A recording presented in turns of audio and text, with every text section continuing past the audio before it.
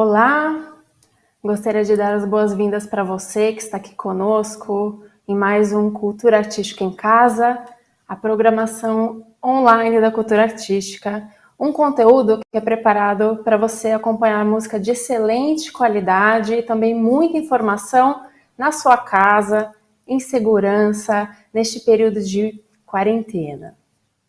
A programação do Cultura Artística em Casa sempre traz novidades e neste mês de agosto não é diferente. Então, para que você não perca nenhuma das nossas, siga-nos nas redes sociais. Então, temos lá o nosso canal da Cultura Artística no YouTube, nossa página no Facebook, entre lá no Facebook, clique em curtir e também no Instagram, o @Cultura Artística. E aí você seguindo as nossas redes sociais, você vai receber atualização da programação e também vai ficar ligado em outras informações que nós disponibilizamos para vocês. Hoje temos Winterreise, Schubert e a Canção, uma palestra preparada pela Yara Kasnok. A Yara, docente dos cursos de graduação e pós-graduação em música da Unesp, trabalha há muitos anos com formação de professores e também é conselheira da cultura artística. Após a palestra da Yara, se você tiver alguma dúvida, algum comentário, ela vai responder a todas essas questões. Então, se você, ao longo da transmissão, quiser, envie pelo nosso chat ao vivo no YouTube, ou lá no canal, na caixa de comentários do Instagram, ou nos comentários do Facebook. E ao final, a responder a todas elas. Yara, seja bem-vinda à Cultura Artística em Casa. É uma super satisfação ter você aqui hoje conosco. Obrigada, eu que agradeço o convite, estou muito feliz, muito honrada de estar aqui. E boa noite a todos e todas que estão aqui conosco nessa segunda-feira, Cultura Artística em Casa. E eu trouxe como provocação essa ideia que o título da série, né, o título Cultura Artística em Casa, o que isso quer dizer? Nesse momento de pandemia, nós estamos, de uma certa maneira, retornando a nossas casas e redescobrindo a nossa intimidade. Então, a ideia sugerida pelo título Cultura Artística em Casa me levou imediatamente para um repertório que cultivasse, que tivesse como tema principal a ideia de uma proximidade com conteúdos afetivos, uma proximidade com a nossa interioridade. Essa vai ser a minha ideia no trabalho com o Winterreise hoje, né, e que eu convido todos vocês, então, a embarcarem nessa viagem, que é uma viagem de inverno, mas nós vamos ver que não é uma viagem nada triste, tá? Que, contrariamente ao que nós lemos a respeito deste ciclo de canções do Schubert, Winterreise, viagem invernal, ou jornada de inverno, ou viagem de inverno, né? Apesar de estarmos no inverno, não é esta é só a questão. Eu acho que o centro aqui vai ser esta viagem, esta jornada em direção à nossa interioridade. É por isso a questão do Lied, a questão da canção. E o Lied é a canção alemã, propriamente dita, e que congrega características do que é o gênero canção. Então, vamos pensar o seguinte: quando cantamos, estamos imediatamente no domínio do afeto. Isso que eu acho muito importante, que quando falamos, ainda tem um conteúdo, vamos dizer, racional, a gente tem um controle sobre as palavras e um equilíbrio entre emoção, razão.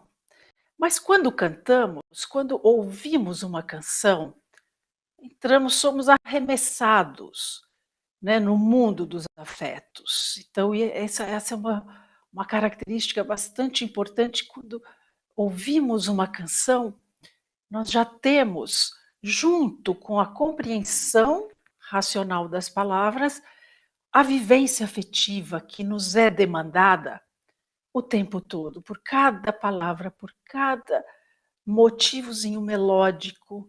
O compositor sabe onde ele está desenvolvendo as ideias musicais, as ideias estéticas dele. Então, se eu vou falar de afeto, se eu vou falar de emoções, eu estou entrando na intimidade do meu ouvinte, eu estou entrando numa vida que é difícil nomear. Eu não sei se os meus afetos são exatamente o que eu consigo perceber. Enfim, eu estou entrando num domínio de inúmeras possibilidades, né, de transformações muito rápidas. E a ideia da canção, do Lied alemão, é essa ideia de proximidade, diferente de uma área de ópera, por exemplo, né? O Lied alemão, ele, no aspecto da proximidade, é como se fosse quase uma canção de ninar, no sentido da proximidade afetiva, né? Inclusive da colocação física do cantor com o pianista. Tem uma ideia de um mundo que se cria entre esses dois músicos e no qual eu me sinto incluído. Então, aí, sempre que estivermos ouvindo um Lied, vamos pensar nessa ideia de uma proximidade, de uma intimidade afetiva, tá? E para o romantismo alemão, um dos grandes desejos dos artistas e dos escritores, dos poetas, era que o poema se transformasse em música. Então, a ideia é que o poema fosse tão trabalhado nas sonoridades, nas imagens, que quando a pessoa lesse, aquilo viraria a vivência afetiva que a música era capaz de trazer, né? Aquela música instrumental, música sem palavras, e que é mundo de afetos o tempo todo, a música instrumental romântica alemã. Então, o que um compositor de Lied vai fazer? Ele vai se investir da figura de ser um músico poeta. Ele não vai necessariamente escrever, ele vai pegar poemas de grandes autores, Goethe, Schiller, Heine, né? E o Müller, que é o poeta que escreveu A Viagem de Inverno. Então ele pega esses poemas e ele ouve a musicalidade ali colocada, ele vive as imagens, né? E o muito impressionante que o compositor, especialmente Schubert, aqui já levando, né, para o nosso compositor, ele é capaz de abrir a palavra para deixar a musicalidade sair. Então, o bom compositor de canção, ele tem essa capacidade de ouvir o que está latente na palavra, na imagem da frase, e é como se ele vivesse aquela tensão existente entre ser palavra e ser música, e ele é capaz, com a melodia, com o ritmo, com a harmonia, com os elementos musicais, de abrir para o ouvinte, né, e abrir para nós o que estava encerrado ali, o que estava virtualmente posto, e ele explicita. Então, essa é a beleza da canção, e que nós encontramos também na música popular, e mesmo na nossa música tradicional, canções infantis, né? Vejam, se a gente lembra do Atirei o Pau no Gato, a hora que a Dona Chica vai dar o grito, né? Dona Chica, a voz vai fazer um salto. Então, ali naquele momento, a admiração da Dona Chica está colocada na melodia, que você vive intuitivamente assim, a admiração que ela, você sente a admiração que ela teve. Então, não é só neste repertório clássico, tradicional, né? Mas se a gente começar a prestar atenção nas nossas canções, também nós vamos ver essa expertise de abrir, de transformar a palavra de verdade em música, né? E aí, um dos maiores mestres, justamente Schubert, Franz Schubert, né? Que viveu muito pouco, 31 anos. A gente sempre fala que Mozart morreu muito cedo, mas Schubert morreu mais moço ainda, né? Do que Schubert morreu com 31 e Mozart com 35. E ele morreu em 1828 e este ciclo, Viagem de Inverno, é de 1927, né? São 24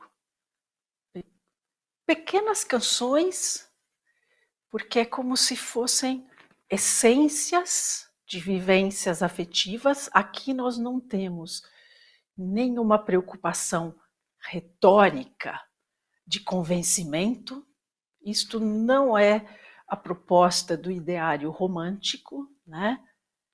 Então, são canções que se sucedem com imagens, e ele não é o primeiro, ele não é o criador do Lied alemão, né? Beethoven já tinha feito um ciclo importante, A Minha Amada Distante, mas ele é o grande compositor que encontrou no Lied uma forma de expressão muito especial, muito intensa. E ele compôs por volta de 600 Lieder, né? Muitos soltos, assim, avulsos, e de ciclos mais importantes temos A Bela Moleira, composto em 1823, também sobre poemas do Wilhelm Müller, e depois, 1827, o Winterreise, né? Então, vejam, ele mudou ligeiramente a ordem dos poemas, tá? Não é esta ordem aqui que vemos no ciclo musical, que foi a ordem idealizada pelo poeta. Mas não são mudanças assim, às vezes é de uma ou duas posições, não é o primeiro que vira o último, não são modificações muito significativas. E ele compôs os 12 primeiros em fevereiro de 27. Ele já estava doente, né? Ele padeceu nos últimos anos da vida dele de complicações assim que o deixavam exausto por várias razões. Enfim, ele já não estava com a energia física, né?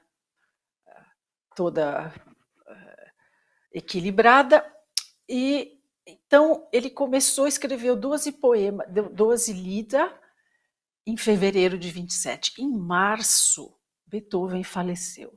E isto para ele foi um golpe, foi muito sentido. Eles não há provas, os musicólogos até hoje não acharam nenhuma fonte confiável que tenha dito que eles se encontravam e que eles se cumprimentavam e davam a mão, não. Eles se viram talvez uma ou duas vezes, tá? Beethoven conhecia a obra de Schubert, lembrando que Beethoven era 27 anos mais velho, tá? Então Schubert, claro, já conhecia na formação dele as sinfonias de Beethoven, mas a relação de admiração de Schubert por Beethoven era imensa. Ele sentiu um golpe, né? E não se sabe se Beethoven conheceu profundamente a obra de Schubert, especialmente porque toda a produção sinfônica de Schubert só foi publicada muito tempo depois da morte dele. Então, em vida, Beethoven também não conheceu a obra sinfônica do Schubert, mas os Lieder, né? Então ficou assim aquela relação. Eles viviam em Viena, né? Que Schubert nasceu e viveu numa cidadezinha próxima, que hoje já é um bairro de Viena, mas ele frequentou o mundo vienense, mas eles não foram assim amigos. De qualquer forma, a figura de Beethoven também era poderosa e Schubert, então, depois da morte de Beethoven, vai se dedicar ao trabalho e em outubro ele compõe as próximas 12 canções desse ciclo. Então são 12 em fevereiro, de 1 a 12, e depois de 13 a 24 em outubro. Então ele aí já com muitos problemas mesmo de saúde. Mas então vamos dar uma olhadinha aqui nos títulos das nossas canções. Vejam, nós temos imagens típicas do romantismo alemão. Então, o número 5, por exemplo, a Tília, é a flor do amor para o alemão, cantada desde o século XII, XIII, né, pelos mestres cantores. Temos imagens de natureza muito presentes, e a gente sabe que para o romântico a natureza é o espelho do nosso mundo interno. Então, se ele está no inverno, as lágrimas estão congeladas, né? Eu tenho essa natureza também meio fantástica, é o fogo fato, o número 9, e claro, tem os amores que não deram certo, as lembranças, né? Porque a ideia é que é uma pessoa que vai por um caminho e muitas vezes os musicólogos acharam que era esse caminho levando para a morte e que seria a sensação que Schubert teria de estar doente e se aproximando da morte. Eu tenho um pouco de medo disso. Eu acho que essas leituras de biografia, causa e efeito, não sei. Eu pessoalmente não acredito muito nisso.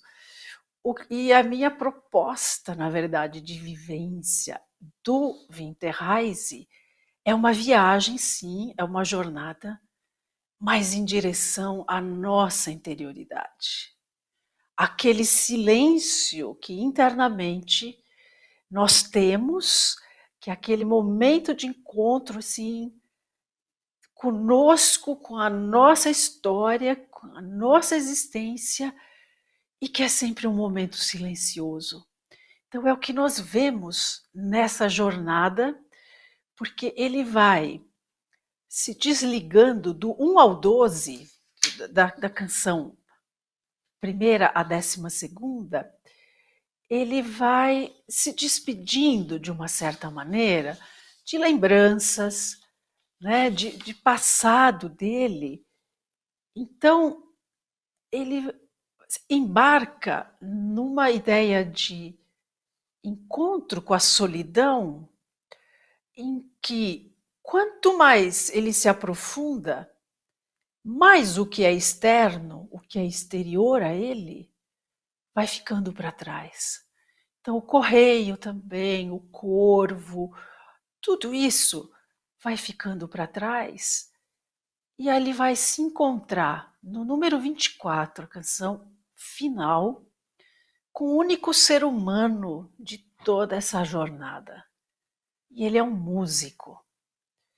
É muito impressionante porque é a música, é a canção mais silenciosa de todas, é a mais, entre aspas, estática, não desenvolve nada. É como se ela já tivesse existindo sempre e depois que acabou a última nota, ela vai continuar soando. Porque justamente nesse movimento de cada vez mais internalização e afastamento do que é externo, né? O que a gente vai encontrar? A gente vai encontrar o silêncio. E é esse silêncio musical que o Schubert nos presenteia como assim, é isso que essa jornada vai dar de presente para quem se dispuser a realizá-la, né? Então nós vamos ver a última canção, que é O Vielista de Roda, né? E o que é uma viela de roda? A gente vai ver que é um instrumento bastante antigo, já existe na Idade Média, continua existindo como um instrumento tradicional em várias culturas da Europa. Então ela tem 2 cordas, que são os bordões, tá? E como se fosse um arco de violino que fricciona as cordas, nós temos essa roda. Por isso ela se chama viela de roda. E além desses 2 sons, que são as cordas laterais, ficarem soando o tempo todo, que são os nossos bordões, nós temos um teclado que, acionado, claro, dá notas diferentes, mas também como se fosse um instrumento de corda, porque a rodinha vai friccionando todas as cordas, né? Então, no próximo slide, a gente pode ver que ela é um instrumento muito próximo, a maneira de tocar é muito próxima. Esse é um violista muito impressionante, é um russo, o Andrei Vinogradov, que eu recomendo, tem muito vídeo dele no YouTube, tá? Ele faz coisas belíssimas. E depois também, no próximo slide, a gente vê que ele está no imaginário. Vejam aqui um excertozinho, um closezinho do Jardim das Delícias do Bosch, ao lado de um alaúde, de uma harpazinha, a gente tem uma viela de roda, né? Então é interessante, com as percussões e os metais ali do lado, um trompete, né? E este instrumento está no imaginário do século XIX, que é o próximo slide, como um instrumento de andarilhos, de mendigos, né? Então, esse aqui é uma gravura do século XIX, de um livro do Victor Fournel, e geralmente são estes andarilhos, assim, eles são personagens muito caros também ao ideário romântico, justamente porque eles não têm uma identidade fixa, eles não têm uma história e não têm um lugar fixo.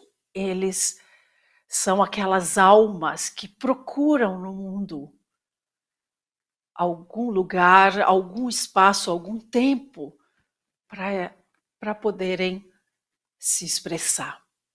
Então é essa viela de roda que nós vamos ouvir, feita pelo pianista, tá?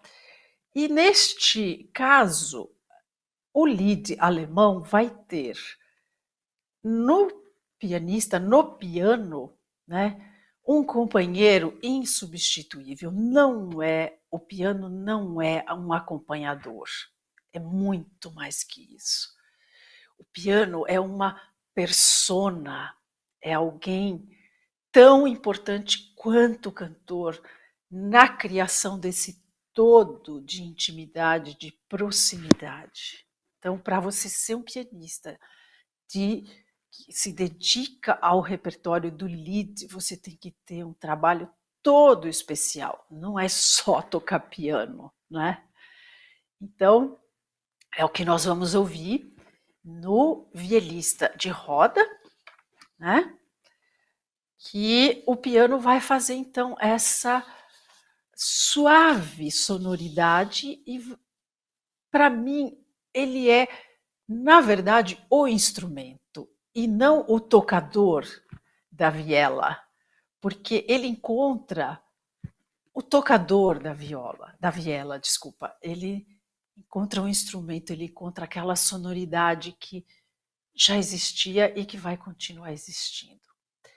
Então vamos ver um pouquinho da letra, nós vamos ouvir essa última canção que dura 4 minutos. E eu queria chamar a atenção para 2 coisinhas na interpretação. Nosso cantor escolhido hoje é o Werner Gücher, tá? Tem 56 anos e muito especial a emissão dele, porque ele já cantou papéis de evangelista nas paixões regidas pelo Herreweghe, por vários regentes que têm esse direcionamento histórico, ou seja, o que é ser um evangelista numa paixão? É trabalhar o texto justamente vivendo a tensão naqueles momentos em que a palavra vira música e volta depois a ser quase palavra. O tempo todo um evangelista está vivendo esta tensão. Isso o Gücher trouxe dos recitativos que ele fez nos evangelhos para a interpretação do Winterreise. E o nosso pianista Christoph Berner, um pouquinho mais moço, 46 anos, também tem esse cuidado com o instrumento. Vejam, esta gravação está com um piano Hönig de 1872, ou seja, não é um Steinway poderoso com aquele sonzão maravilhoso. Não estou falando mal de nenhum piano, pelo amor de Deus. Mas o que tem um piano histórico? Tem a intimidade do som, tem até a pequenez da reverberação que vai compor essa ambientação maravilhosa. Então, esses 2 intérpretes eu recomendo muito. Eles gravaram milhões de outras coisas de Schubert que ganharam prêmios, tá bom? Isso depois vocês podem ir atrás. Mas então vamos ver, olha. O texto, na tradução, eu sempre coloquei quando ele gira.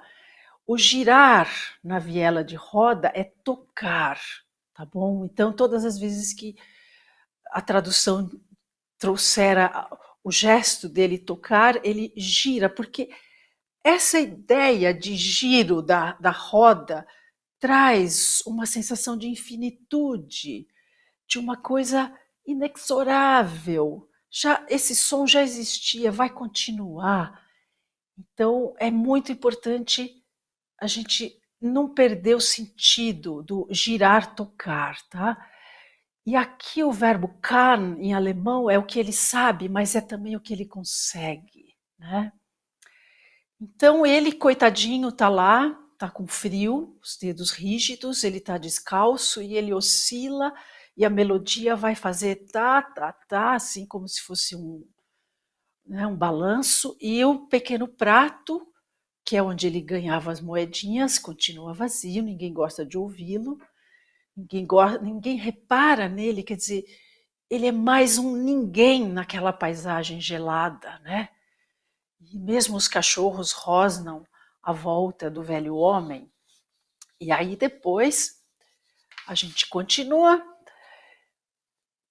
Ele já abandonou também tudo, né? E ele toca, gira sua viola e ela jamais permanece silenciosa. E aí, o único momento em que o nosso viajante se dirige, estranho velho, devo ir eu contigo, queres minhas canções, na tua viela girar, tocar. Então, dá talvez a ideia que este tocador de viela é o próprio viajante, é aquele momento em que ele se encontra com ele, né? Porque quem que vai tocar as minhas canções? Sou eu, né? Então a ideia é mesmo desse mergulho para uma intimidade e que, se a gente levar em conta a biografia, né, a doença e o choque da morte de Beethoven, vejam, a gente muitas vezes encontra a nossa intimidade em momentos de sofrimento.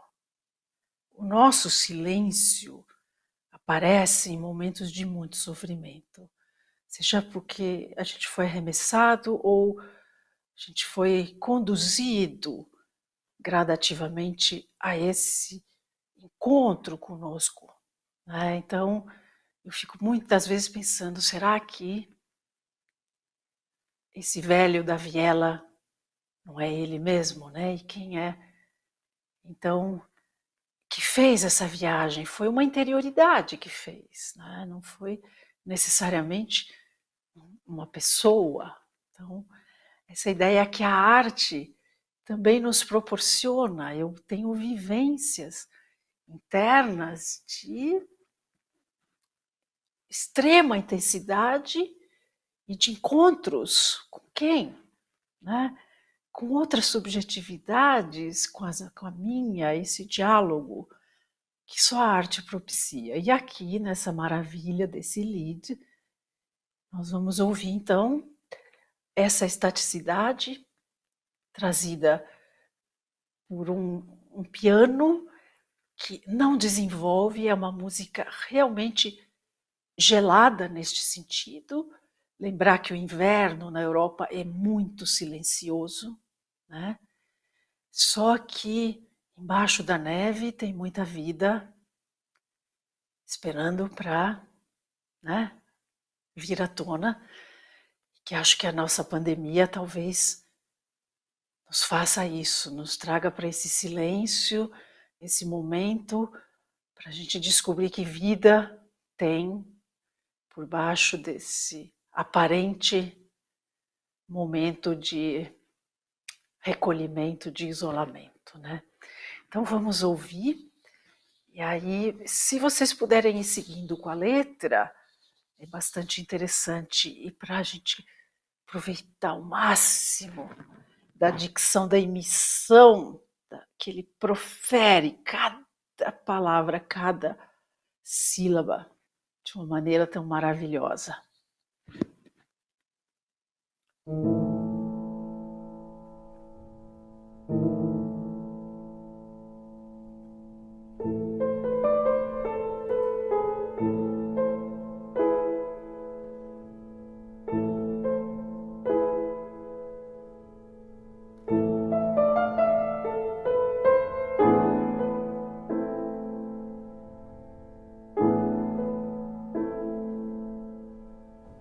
Drüben hinterm Dorfe steht ein Leiermann.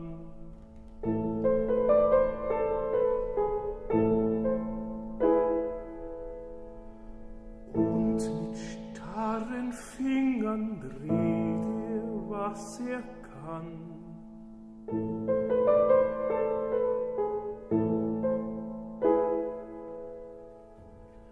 Barfuß auf dem Eise wankt er hin und her.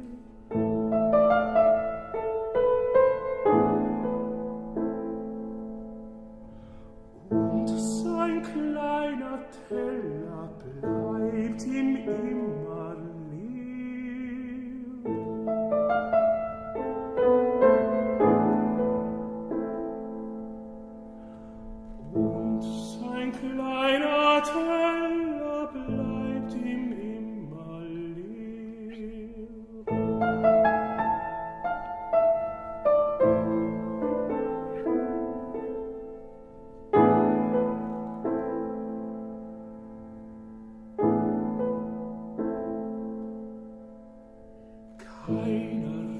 mag ihn hören, keiner sieht ihn an.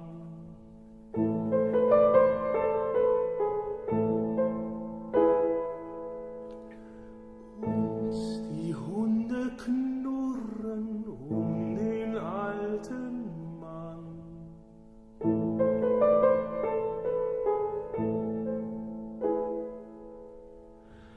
Und lässt es gehen, alles wie es will.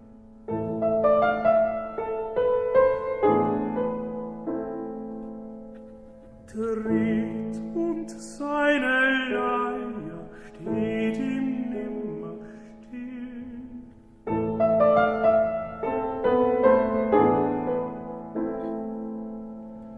Dreht und seine Leier steht ihm nimmer still.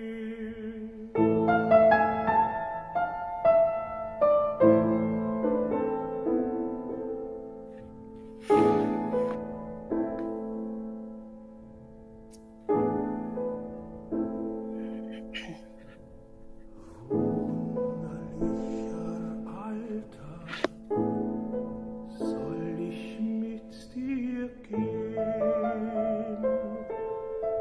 Willst du meinen Liedern deine Leier drehen?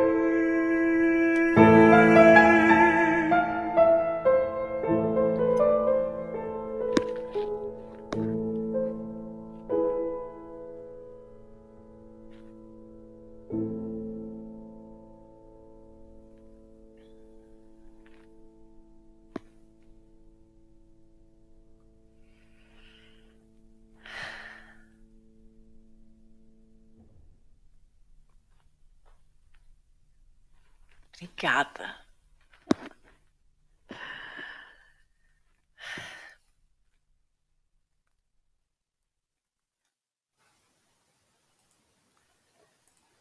Nós que agradecemos, Yara. Muito tão lindo.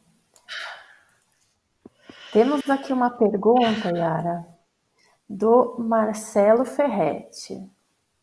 Ele está perguntando se por acaso existem cartas trocadas entre Schubert e Beethoven. Não. Não se achou nada, né? Eles tinham muitos amigos em comum. Frequentavam casas para lá para cá e às vezes se encontravam. Schubert foi assistir à estreia da Nona Sinfonia, né? Parece que tem uma lenda que ele vendeu os preguetes que ele tinha em casa para poder comprar o ingresso, enfim. E o primeiro duo de piano que Schubert escreveu são variações sobre um tema francês, ele dedicou a Beethoven. Mas assim, não se tem notícia, nem que Schubert tenha ido à casa de Beethoven, também tem lendas que ele levou a partitura e deixou, não encontrou Beethoven, deixou lá na soleira da porta. Não se tem notícia nem de carta, nem de encontro pessoal, é um mistério. E tem pesquisadores que realmente querem tirar essa pergunta, né, da frente, ou sim ou não de uma vez, mas isso a gente nunca vai ter certeza. Certo.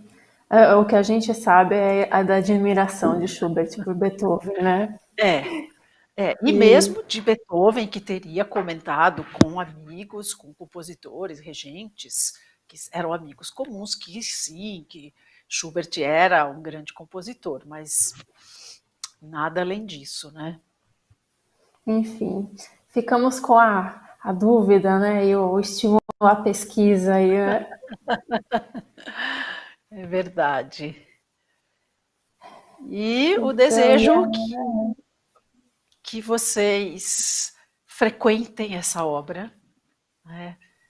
Com a frequentação é que as sutilezas, os mínimos detalhes vão entrando e a gente vai conseguindo perceber e usufruir cada vez mais dessa maravilhosa obra, né? Sim. Yara, muito obrigada. Você trouxe aqui ao Cultura Artística em Casa um dos ciclos de canções mais belos, não só do romantismo, né, mas da história do Exato. Lied. E E com assuntos lembrar, inesgotáveis. que o Cultura Artística apresentou há 20 anos atrás, 2020, o Matthias Görner, que é um maravilhoso cantor de Lieder também, né, na série. Então a gente já teve, mas 20 anos já faz bastante tempo, né? A gente precisaria talvez ouvir de novo, quem sabe, ao É vivo. verdade. Eu tenho o programa autografado desse concerto, Ah, que maravilha, memorável. que maravilha. Então, para me despedir, eu gostaria muito que vocês pensassem o que é estar em casa, cultura artística em casa, começando a semana, e que usufruíssemos e tirássemos o melhor possível desse momento de isolamento, da nossa interioridade, da nossa maneira de ser, né? Porque quando nos encontrarmos, seremos outras pessoas, mais ricas, mais plenas. E esse é o meu desejo para todos. Muito obrigada. Muito obrigada a você, Yara. Muito obrigada por esse momento de introspecção e de reflexão. E antes de me despedir de todos vocês, eu gostaria de lembrar que na próxima semana, terça-feira, dia 11 de agosto, às 7 da noite, nós temos aqui concerto do Dulce Queira Lima, com repertório que vai variado, vai ter Debussy, Villa-Lobos, André Memari e os compositores. E antes do concerto, na segunda-feira, dia 10, às 7 da noite, vem conversar comigo o Daniel Murray, violonista, compositor e professor, sobre o programa do concerto da terça-feira. Então, nosso próximo encontro vai ser na segunda-feira, às 7 da noite, e na terça-feira também, às 7 da noite, para o concerto. Então, uma excelente semana a todos e até a próxima!